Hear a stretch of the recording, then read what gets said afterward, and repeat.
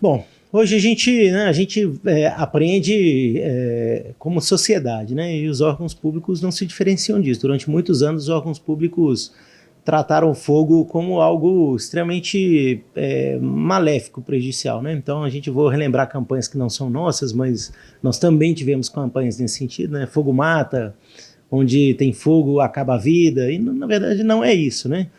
O fogo não destrói, como se noticia comumente, o fogo altera profundamente os biomas. Então eu posso ter uma mata, como eu falei, como a mata equatorial da Amazônia, e substituindo por pastagens gradativamente. Posso fazer isso com o Cerrado, com a Mata Atlântica, com qualquer área. Mas o fogo, ele para algumas áreas, ele é muito importante. Né? Então o fogo é um elemento de moldagem da paisagem no Cerrado. Se a gente fizer supressão total do fogo no Cerrado, a nossa tendência é ter uma descaracterização do Cerrado. Bom, o que a gente precisa entender dos incêndios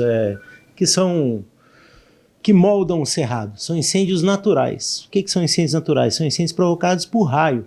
Né? E vamos pensar aqui quando ocorrem os raios, com a iminência das chuvas. Né? Então não é comum a gente ter incêndios naturais em agosto, em setembro, em julho, em outubro. Então esses incêndios que a gente chama de incêndios de origem antrópica, são incêndios provocados pelo homem, são os mais danosos, porque eles pegam a flora e boa parte da fauna no momento de reprodução, né, de retenção de energia. Então as árvores estão perdendo as folhas para diminuir o gasto de energia e poder investir numa rebrota. Então quando o fogo passa nessa época, é extremamente prejudicial. Essa época é que que os incêndios causam maior dano.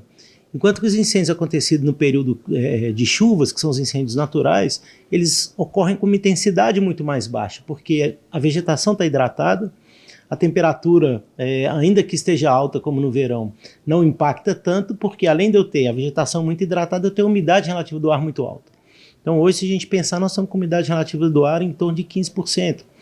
É raro você ter um dia de verão que a umidade relativa do ar abaixe de 40% na pior das hipóteses, já num dia seco de verão.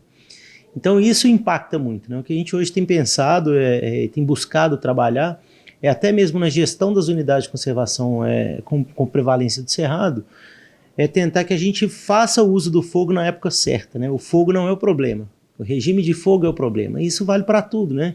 A gente pensar que o agronegócio, por exemplo, que faz extração de frutos do cerrado, é a mesma coisa, a gente consegue até incentivar a frutificação usando fogo no momento correto, mas não no momento não quando ele ocorre hoje. Né? Hoje, infelizmente, a maior parte dos incêndios que ocorrem são danosos mesmo, então eles causam muito mais impacto do que algum benefício. E é claro, o fogo é uma ferramenta barata, né? Isso não tem como negar, mas ele tem que ser feito com responsabilidade, né? Com critério. Né?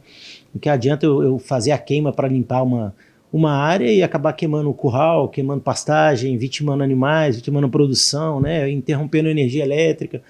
Então o impacto que se faz é muito importante. Eu acho interessante e importante a gente considerar os valores de uma sociedade, né? Não é o que é mais econômico para mim só. É o que é mais econômico para mim, mas também que não causa lesão ao outro, né? Seja o outro no coletivo ou no nível individual mesmo. Então isso é muito importante a gente entender. Eu acho que o agronegócio tem um espaço fantástico, uma importância econômica e social talvez inigualável no país, mas se a gente usar de formas erradas para fazê-lo, a gente pode causar um impacto. Como acontece com a indústria, né? Uma indústria que gera um produto que é poluente, se ela não adotar medidas aí de mitigação, ela vai causar um impacto muito maior. Então acho que é preciso ter essa consciência, esse entendimento, né? E esse senso de sociedade mesmo, de não basta ser o melhor para mim, né? Tem que ser o melhor para mim e o que é menos danoso para as pessoas também.